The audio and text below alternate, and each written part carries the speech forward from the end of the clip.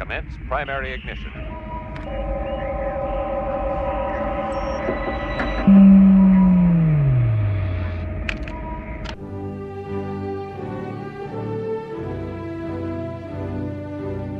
You will find that many of the truths we cling to depend greatly on our own point of view. You must unlearn what you have learned. I'm looking forward to completing your training.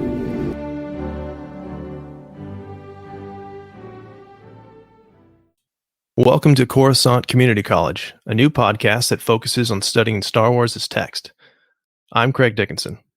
And I'm Matt Leader. Today on the show, we'd like to introduce ourselves to our listeners and to the greater Star Wars community.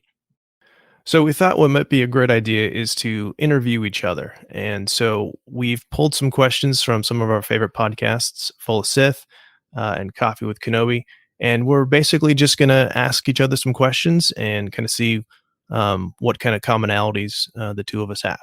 So Matt, I'm going to ask you first, what was your first exposure to Star Wars? So for me, it kind of goes back to the old VHS tapes of Star Wars, the original trilogy. I just remember throwing on those movies constantly, rewatching them, rewinding, and then rewatching them. And it was like that VHS 3-pack where it had all three movies in it, and pulling them out. So that's really like my very first memory of Star Wars, is just watching those movies, loving them. And then it kind of grew as soon as like the prequel trilogy started coming out. And like as a kid growing up with that stuff, that was amazing. And I remember when Phantom Menace came out, rewatching the movie every single day during summer. Nice. As a kid growing up. Yeah. So how about you? What was your first exposure? My first exposure was 1980. And I've seen Empire Strikes Back. I remember it was a Sunday afternoon, and my parents took my brother and I, and we had no idea what we were going to see. They were excited about it for some reason. I had no idea why. And being four, didn't really know what was going on, but I knew that I liked it. I remember the snow at the beginning, and I remember being very confused about Darth Vader dying on Dagobah and coming back. But we talked about that incessantly, trying to figure out what was happening in that scene, which is still, a scene that people talk about and try and understand. But yeah, that was my first exposure, and after that, I was hooked. Then it was getting the figures and all of those things. Yeah, just grew from there. Yeah. So, what is your favorite movie, if you have to pick one, and why? So it actually kind of branches off nicely from the first part. My favorite one is Return of the Jedi. It still is. I remember the lead up to that movie. It came out in '83, and I was in first grade, and so it was the end of my first grade year, and all the kids on the bus were talking about it, and they were all excited about it. And by this point, I was old enough to kind of know what was going on, and had we've been talking about for at least a couple of years. Was Lando a good guy? Was he a bad guy? Was Darth Vader really Luke's dad? And that was kind of the big thing leading up, and then I remember it came out on a Wednesday, and we went on Friday. I didn't get to go the first day, but a couple days after it. And I just remember the line literally being around the movie theater outside, because you couldn't pre-buy tickets or anything, and just being blown away by that.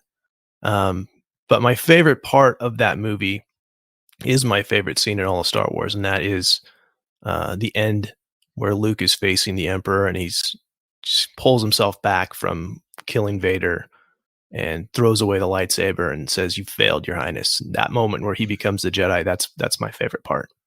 Yeah. Awesome. I would have to say my favorite is honestly probably the original, A New Hope, right? And yeah. I think it's just that magic that started everything is almost like inescapable. Like when you're watching that movie, you kind of see where everything started. You just get sucked into the characters, into the story. It's such a beautifully simple story when you break it down, but it's just really well told. And I mean, how can you not love the original? Right. And I totally get because I love the ending of Return of the Jedi as well. But if I had to choose one, I think it's got to be A New Hope for me. And you saw that one first, right? You said because of the VHS Yes. stuff, that was your first one, so you saw them in release order. In release order, yeah. Yeah. So that was definitely my first one. I mean, I love all of them for different reasons. So to choose one movie is really hard. Sure. But I would have to go with A New Hope. Yeah. I remember I saw that obviously after Empire, and I remember being confused why people didn't know each other. Yeah. Yeah. But yeah, that's awesome. Okay, so let me ask you this then: which character is your favorite and why? It's got to be Obi-Wan, and it's not actually because of Obi-Wan in A New Hope, even though he's a good character. But with all the expanded media, the Clone Wars, the prequels, Obi-Wan just has this kind of era spanning character arc where he's almost kind of like the dad of the whole thing, right? Sure. Where in the prequels, he's, trying to care for Anakin and teach him and guide him. And he fails at that. And then he finds Luke and he's trying to teach and guide Luke and is arguably a little bit more successful. But it's just, he is, I don't know how to explain it, but he's just like my favorite character. I just enjoy watching him. And I think a lot of that's the performance that Ewan McGregor does, or, the performance that he gives in the prequels is just spot on. Every single movie, in my opinion, he is the best actor in the prequel movies. Yeah. And I just love his portrayal. And then, like I said, Clone Wars, the Clone Wars just expands upon Obi-Wan as a character. And he's just one of those really, really rich characters that you get in Star Wars. How about you? It's changed over the years, but I'm kind of I've come full circle. Originally it was Luke Skywalker because, he's the main character and the one that you're supposed to identify with. And then, getting into high school, I started to recognize how cool Han Solo was. Yeah. And how sarcastic he was, and, that he kind of became the favorite. And then for a while it was Vader when the prequels came out, and I really enjoyed watching, Anakin's descent into darkness and the redemption arc and all that stuff. But it's, especially I think with the sequel movies, that it's kind of come full circle, that it is Luke, that he is the most interesting character to me. He's the most relatable character to me. And they have that great moment in Last Jedi too, when he faces down the entire First Order, and that, yes, it's it's spine tingling. It's such a great moment, and he just really is, I think, what Lucas was trying to say about heroes. And it's complicated. It's not what a lot of people wanted, but I think it's real, and I think that it's something that we've seen historically in a lot of fiction. If you go back through it, that he is what a hero realistically is. And I think that he's someone that we can, we look up to and aspire to be like. Yeah. Yeah. And I would say the same. Oh, yeah. Go ahead. Go ahead. No, that's all I had. Okay. I was going to say that I kind of feel the same way about like Obi-Wan, where he has those kind of spine tingling moments when like Satine dies in his arms, right? Mm-hmm. Such a tragedy. And kind of that wonderful story arc between him and Satine, and you see that really, even though Obi-Wan is this cool and collected character, he has his moments and stuff. And I love Luke as well. Love that scene in Last Jedi. So good choice. I like that. What's your favorite collectible, Star Wars collectible? I would have to say, and I've been giving a lot of thought to this, that it's probably still my Darth Vader case full of action figures from the early 80s. Mm-hmm. That I still have that. It's, it's in decent shape. Most of the figures are well played with, and my kids have played with them as well. It's funny, I let them play with that more than I let them play with the new ones. I don't know, but there's definitely, a sentimental aspect to that as well. But I'd say that is my favorite collectible. What about you? Sure. I'm going to cheat a little bit on this one. I don't have a ton of collectibles. I have a feeling that once I finally get to Galaxy's Edge and build my own lightsaber, that's probably going to be up there. But I'm going to say a lot of the old EU novels, Sure. X-Wing series in particular, just reading all those novels growing up really felt like an extension of like Star Wars was extending into other areas of my life, not just the movies and stuff. And so kind of cheating a little bit. Don't have a particular collectible that I'm really attached to. But just the novels that I read growing up, I think had a big impact on my love of Star Wars. Yeah, no, that's a great answer. Yeah. And yeah, the lightsaber, once I finally get to Galaxy's Edge, that's my first stop. Yeah. Yeah. I mean, my kids want to build a droid and that would be fun too, but like the lightsaber is the thing that I must do. That's where it's at. Yes. Yeah. So what about any other favorite Star Wars memories? Anything else that comes to mind we haven't talked about yet? Yeah. For me, there is one memory that sticks out, which is when Episode 1 came out in theaters, its debut. And my dad pulled me out of school. He's like, whatever, we're not going to school today. And we went and saw the opening for Star Wars Episode 1. And that's probably one of my favorite memories. Just as like a kid, like, first of all, getting out of school is awesome. But then going to go see Star Wars before all my friends, that was hands down probably my favorite memory. How about you? Do you have any particular memory associated with Star Wars that you just really cherish? It's hard. I have several because, it's been there my entire life. I remember getting a bunch of toys on one Christmas, getting the Dagobah playset and the X-Wing, and but one that sticks out to me right now is the re-release in '97. I was in college when that happened, and I remember us trying to go the first night. I think it was on a Friday when it opened in my town, and we couldn't get tickets, which was unbelievable. The movie was 20 years old and you couldn't get a seat. And so we planned on, like, fine, we're just going to go the next day. And the first showing on Saturday morning was at around 10:30.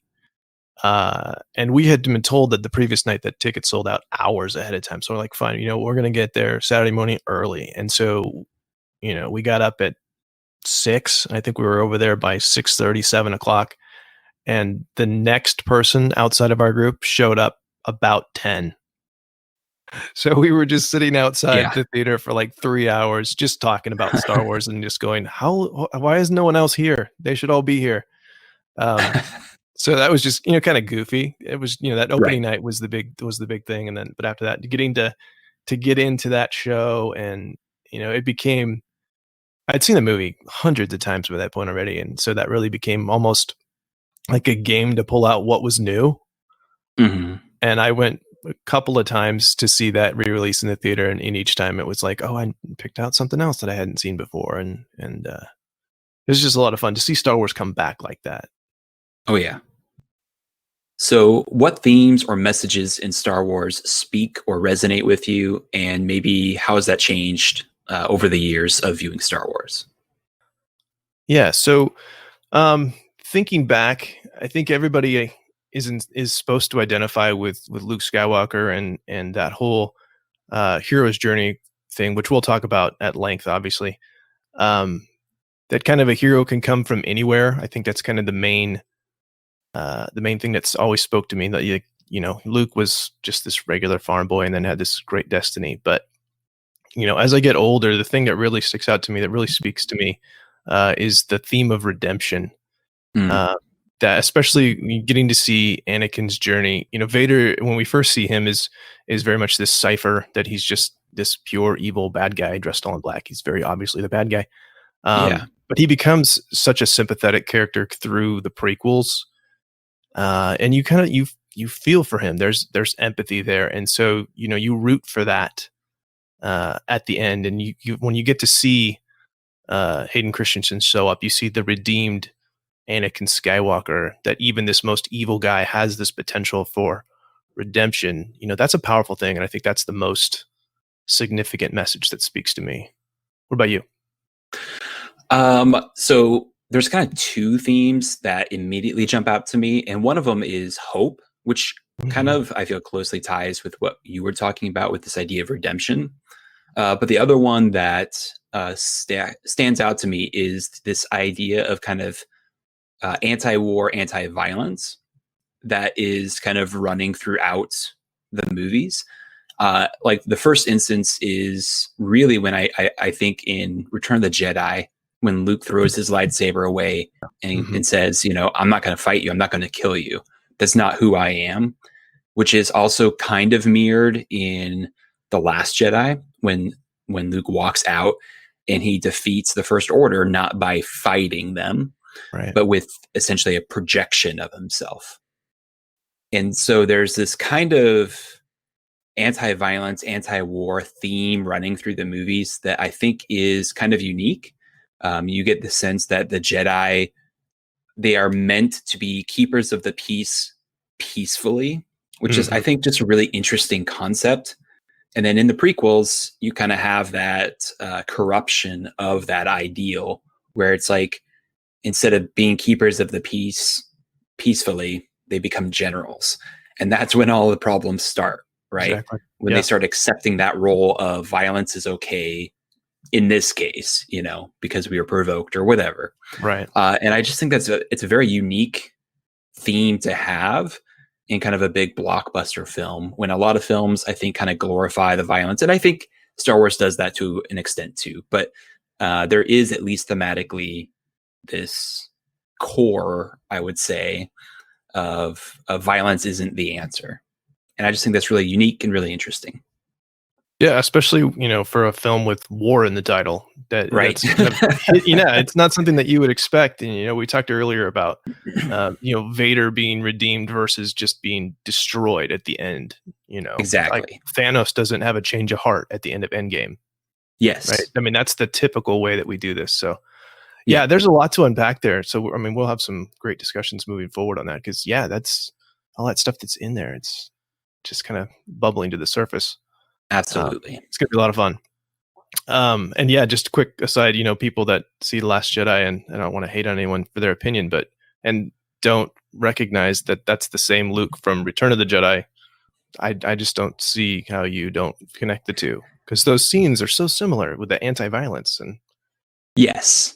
So we don't want to set ourselves up with too many hate emails early on, but I completely agree, and I think that there's at least an attempt at thematic resonance between like Return of the Jedi and Last Jedi, that even if it doesn't work for some people, which, you know, it may not work for some, I think there was at least an attempt there, and I really appreciate that. Yeah, definitely. So kind of along those lines, we've kind of talked about what, you know, Star Wars speaks, how it speaks to us and what it means to us. What do you think that people can learn from Star Wars? Not messages, filmmaking, just anything. What do you think people can learn?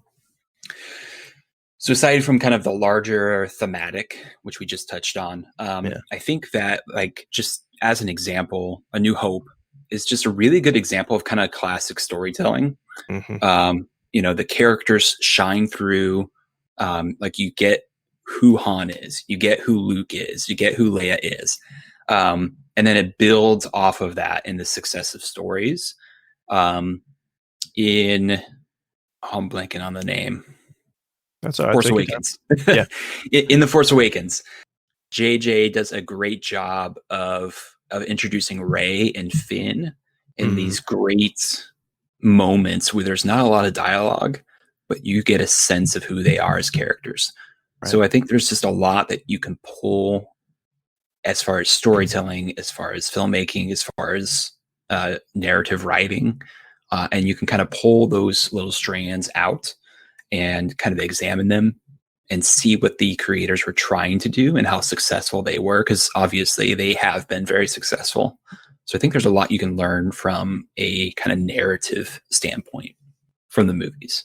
Sure. Yeah, it's really interesting. I mean, when I started thinking about this question, I didn't intend for it to go this way, but it really does flow nicely into, you know, why we teach Star Wars, why we use it in class. and some of the things that we pull out. And the reason that I show episode 4 first is because it does have that economy of storytelling. It really encapsulates everything that you need to know in such a tight little package. I mean, people have talked about the Obi-Wan speech to Luke about the Force and how it's 3 sentences and that's all you need to know. Right. And then you have that in the very next scene, editing wise, you have Vader using the Force. And it's, the more I watch it, the more I see just how well structured it is. Like you'd mentioned, the characters are so clearly developed. Their motivations are very clear.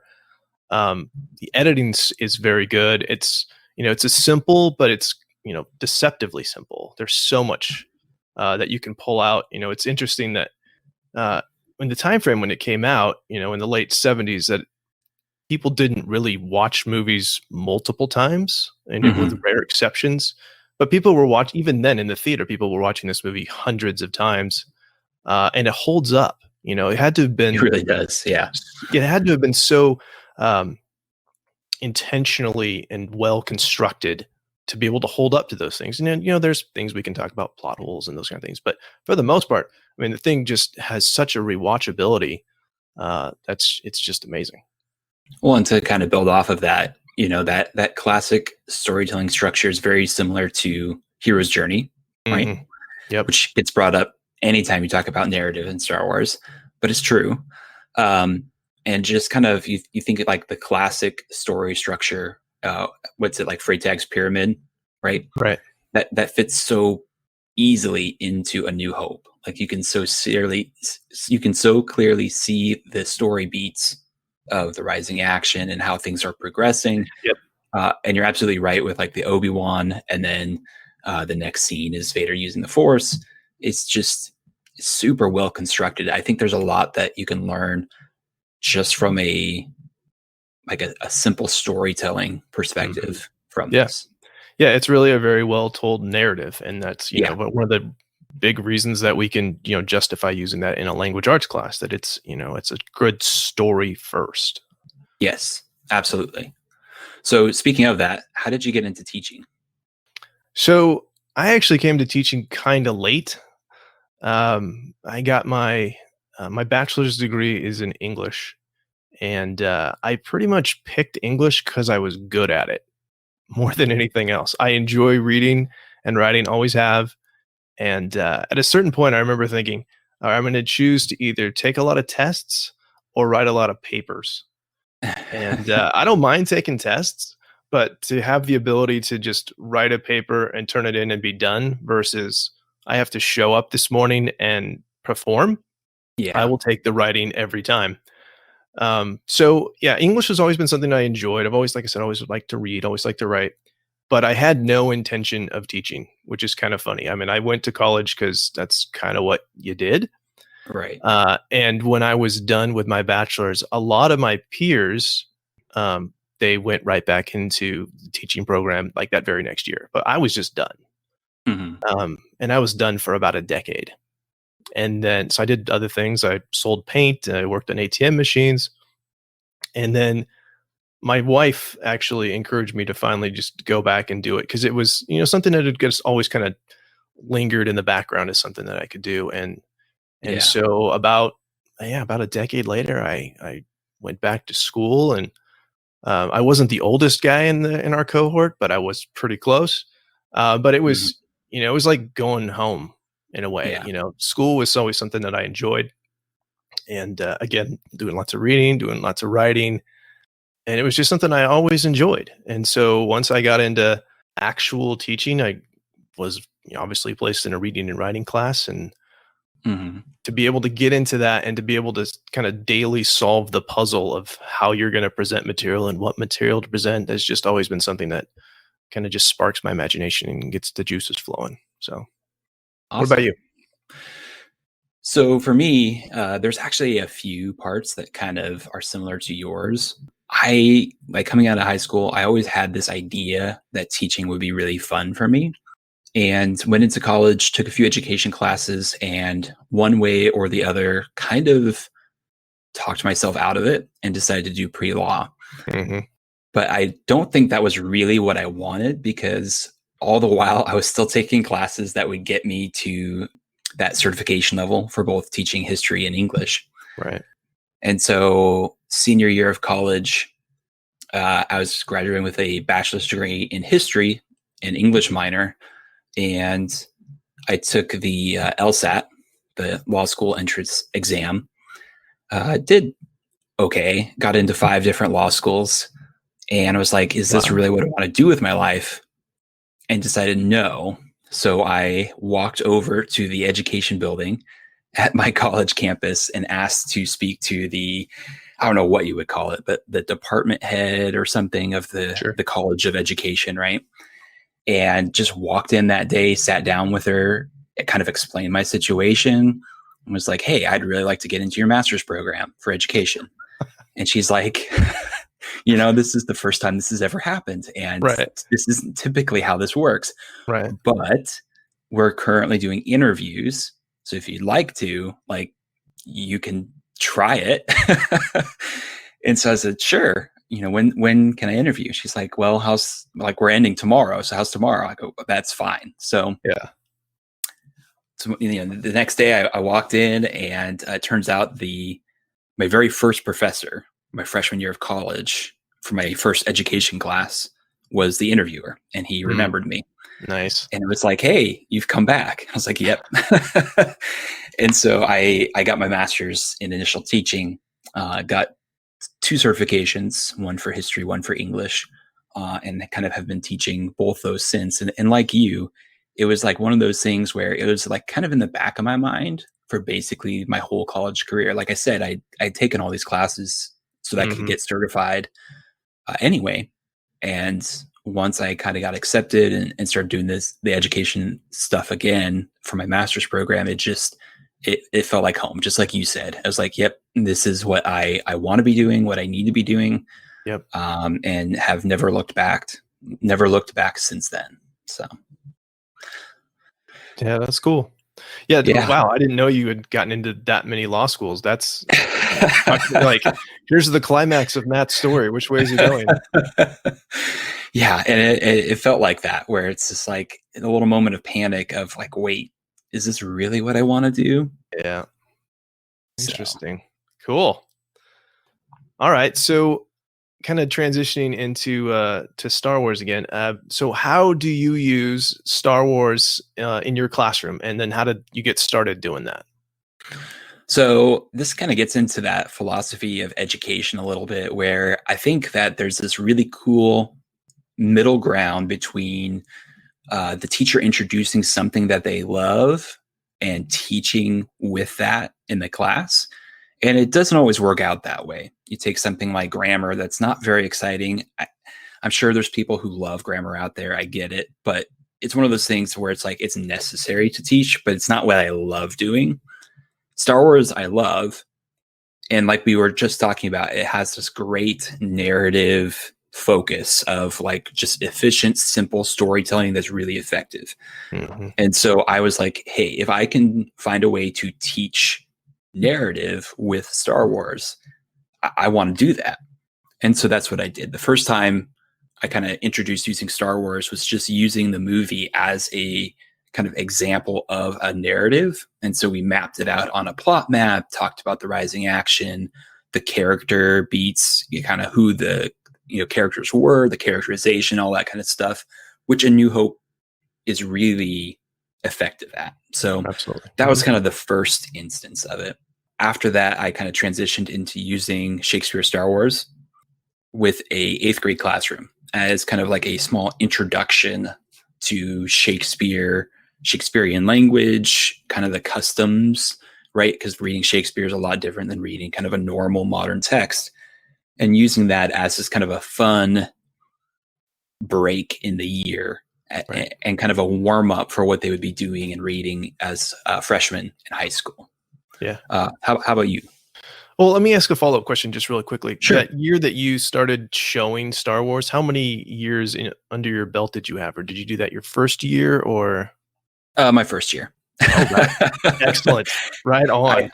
I knew that this was like something that like I saw the characterization, and I saw how I could use that as a tool to teach characterization. You just take like Han Solo, for example, right? Yeah.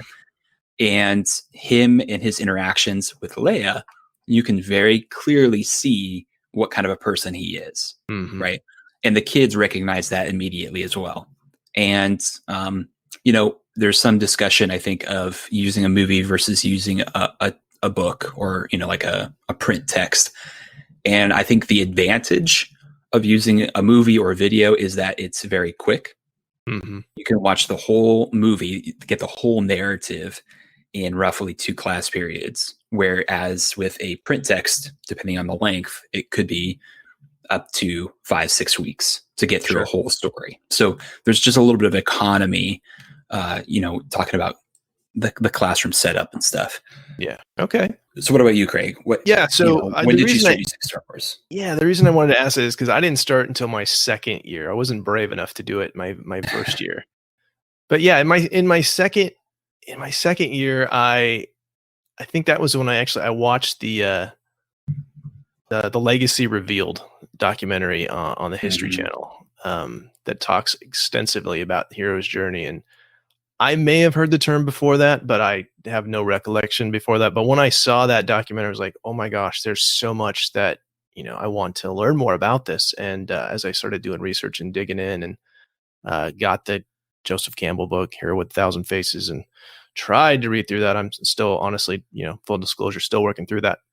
But it was like, I need to do this. This is something that I want to spend some time on. And I literally started in the fall working on a PowerPoint that would explain Hero's journey to, I had 6th graders at the time, because that was what I wanted to the focus of I wanted to use Star Wars, but I had to have some kind of structure how to do that. I couldn't just put the movie on and say, take notes. There had to be something. So that was the crux of what I wanted to do was explore Luke's hero's journey through episode 4 for New Hope. And then I just started going through the internet trying to find if there was any other ideas about how to use it. And I came across quite a few. And there was one in particular that looked at different technical aspects. Real super basic, like not a lot of pre-teaching on it, and there's no scaffolding on it, but just like we're looking at the visuals, we're looking at the colors, we're listening to the sounds. And that really started me on the path of, let's break it down. Let's do multiple aspects. And I also had, the way I had my classroom set up was that I had 6 groups anyway. I naturally put kids in table groups. And so the curriculum kind of sprung from my seating chart, essentially. It's like, we're going to do hero's journey here, and over here you're going to do the visuals, and over here you're going to do the sounds, and over here you're going to look at the costumes or what have you. And so over the years, it's just kind of evolved. The first year, we just did A New Hope. And then at the end, I showed them Empire and Jedi because it was like the last 2 days of the year. Right. And I'd always had this as like, this is going to be my carrot. At the end of the year, I'm teaching Star Wars. So no matter what else I have to do this year, I'm showing Star Wars. That's my reward. And then the following year, I was like, I really want to do something with the prequels. And again, with Hero's Journey, it was like, well, can I do some comparisons between A New Hope and Phantom Menace? And, trying stuff out, you never know if it's going to work until you do it. And so what I actually did, and I don't know if I've told you this story before, but I found things that rhymed or echoed in the prequels and would intercut stuff together. But kids were so lost. They had no idea who was who, because the timeline was, this is the 20 years earlier part. Now that's his dad. They were totally lost. And so I kind of just shelved that one for the time. And I think that was right around the time when Vader and Son, that comic, came out as well. So that was another thing that kind of sparked me on that. But then I had, I was listening to a podcast. I was listening to Full of Sith, and Sam Witwer was on, and he was talking about a story where he and a buddy had introduced another friend to Star Wars. They'd never seen Star Wars before. And he mentioned an order in which to view the films that I'd never heard of before. And a lot of A lot of people have probably heard it. Some of our listeners might have heard of it. It's usually called the Machete Order, which excludes Phantom Menace, and so that's bad. But essentially, what it is it's you watch episode 4, then 5, and then you do all 3 prequels as flashback, and then you do Return of the Jedi. And at the time, that was the only 6 movies that there was, and that just blew my mind. I'm like, yes, it's going to do exactly what I want it to do. It's going to keep all the reveals in the order that they were originally presented.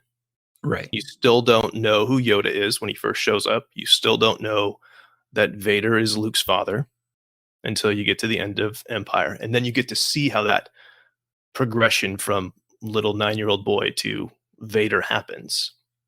And then you, having already set things up with A New Hope and Empire, you can then, while you're watching the prequels, call out those rhyming things. This is like this. When he leaves, when Anakin leaves Naboo and goes to try and save his mom, that's like Luke leaving Dagobah to try to save his friends on Bespin and those kind of things. Right. So that just continued to evolve, and it has, up until the last time I did it last year, where let's just more clearly define what things we're going to do in each of our aspect groups. And of course, as you know, and as we've talked about many times, that's what we're really going to focus on. It's kind of presenting that and sharing more how we have learned how to show Star Wars, what we've learned from Star Wars, and how we kind of present that to the kids. Yeah. Which kind of leads us into really our final question. Why did you want to do this podcast? What's kind of motivating you to kind of talk about this and share it? Yeah. So, I mean, honestly, the biggest reason that I want to do this podcast, Matt, is because I want to talk to you about Star Wars. Fair enough. I mean, so many times during prep period, I'd be in your room and we'd just be talking about some random Star Wars thing, or we would talk about something else, and then Star Wars would come up. And we'd spend just a lot of time having really interesting, in-depth conversations. And I honestly don't remember who the first one was to say, we should record this. There's some good stuff here. So I think, it's mainly that I just want to like talk Star Wars and pull Star Wars apart and, look at its guts. But I also, I want to share what we've learned as far as presenting in class and how to look at it critically, how to read it as text. Because I've had some, as part of Star Wars in the Classroom, I've had some feedback from people who have looked at the lesson plans and emailed back. And I know there are people out there that want to use Star Wars or would use Star Wars in a classroom setting if they only knew that there were resources available, or that, there's a way to justify it, for lack of a better term, that you can align it to standards. You can make it a rigorous classroom activity and still have it be super fun and get, massive engagement, even from the most, cynical kids. So I mean, that's really the whole point of this, I think, is really just to kind of share what we know. And, as we go through, I'm sure we'll learn a lot about this as we do it. Because, I mean, we're students of film. We're not film students. But, every time I watch the movies, I learn something else. And looking at them critically in terms of cinematography or set design, I will learn things. And I'm excited about that too. So what about you? Oh, yeah. It's pretty similar for me. When this all started, it kind of, well, I guess I should say that it started when I kind of shamelessly stole your work for teaching the movies, which in teaching is totally fine. Like, absolutely. And then moving into like, with my full blessing, by the way. Yes. Full blessing. There's this, what I enjoy about teaching is there's this kind of camaraderie and willingness to be open and share materials. And I think the best teachers do this, where they say, hey, you're new, or you have never taught this before. Here's what I do. Take my materials, run with it, change it, do whatever you want with it, and make it your own. But there's this openness and willingness to share resources, because in the end, what really matters is the kids, right? And so if you have good stuff, you're happy to share it with other teachers, because if other people are able to make good teaching out of that, that's a net positive for everyone in the grand scheme, right? Absolutely. And so when I saw this stuff and I saw how you were teaching movies as text, I was like, that's really cool. I want a part of that. But just with teaching in general, you have to be authentic to yourself. And so I took your materials and I made it my own, shared it back with you. You took some of my ideas, ran with some of them, tweaked them, kind of made it your own again. And there's this kind of symbiotic process of coming together and creating this something that's greater than just the two separate parts, right? And so that's, for me, kind of what this podcast is meant, is my hope, is that people will see this and maybe their eyes will be open just a little bit to a possibility of using movies as text in the classroom to teach and to bring new experiences to kids. I really view teaching as making the invisible visible. And for a lot of students, they have never experienced seeing a movie or any video, for that matter, as a text, and never studied it as we would like a novel, right? And I get the impression sometimes that when we talk about this, people may think, well, they just show movies in class, which is not true, right? We are both very big book people. We love Absolutely. Books. We read full novels in class. We do all that stuff. But I think that with modern classrooms, there's a little bit of space where it could be both and, right? We read novels and we study film as text. Right. And that speaks, I think, to the modern world, right? Being real, do my students watch more movies than read books? Yeah. Obviously. Most yes. people do nowadays, right? Now there's always exceptions and stuff, but it's like, why aren't we using that and taking advantage of that? Because film is this rich medium with all sorts of things that you can look at.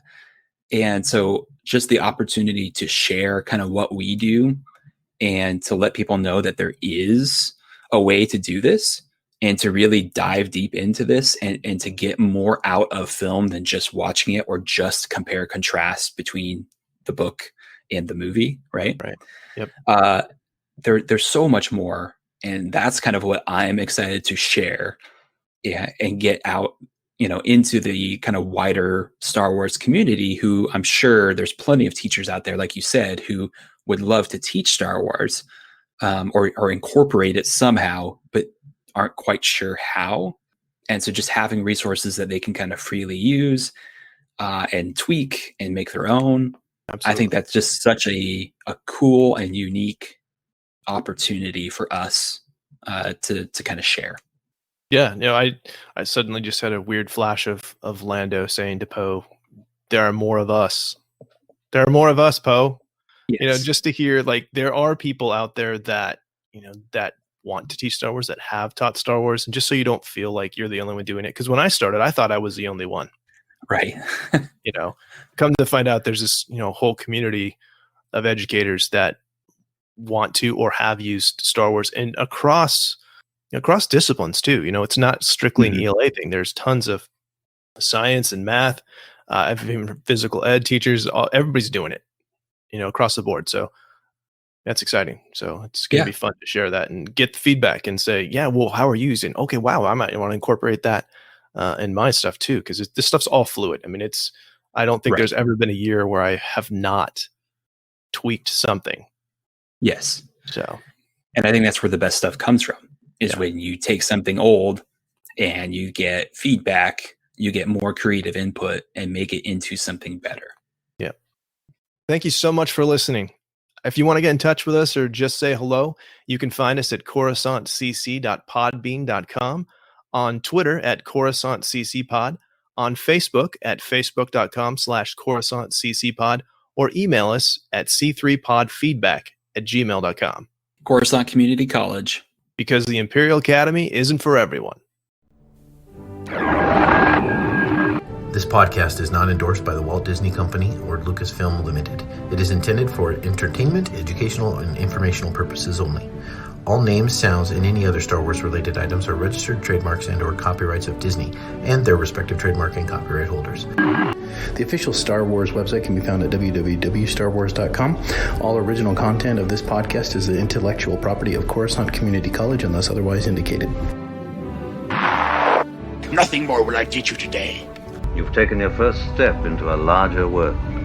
We will watch your career with great interest. Pass on what you have done.